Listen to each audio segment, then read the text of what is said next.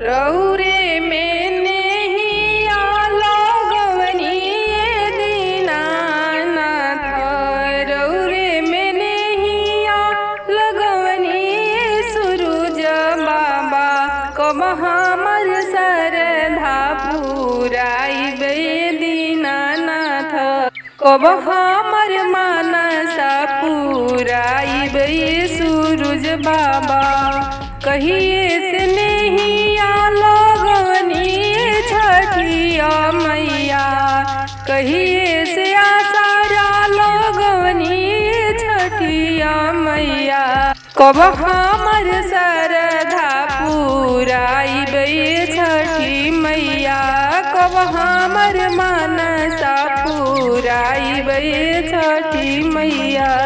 सूरज बाबा द्वारे निरोधन पुकारे, सूरज बाबा द्वारे मांझिनी पुकारेली।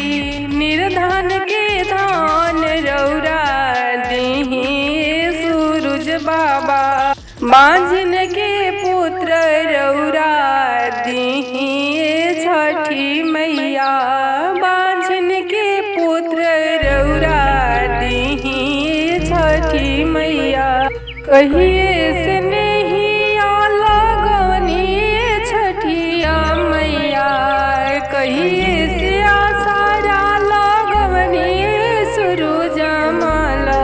कब हमर श्रद्धा पुराइबे दीनानाथ, कब हमर लालसा पुराइबे सूरज बाबा। मैया दुआरे कौन पुकारेली, सूरज बाबा द्वारे लंगड़ा पुकारेला। कन्या के बर रौरा दीही छठी मैया, लंगड़ा के पैर रौरा दीही सूरज बाबा। बलका के विद्या रौरा दीही सूरज बाबा।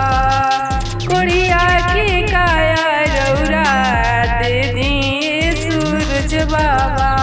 कहिए से नेहिया लगवनी छठिया मैया, कब हम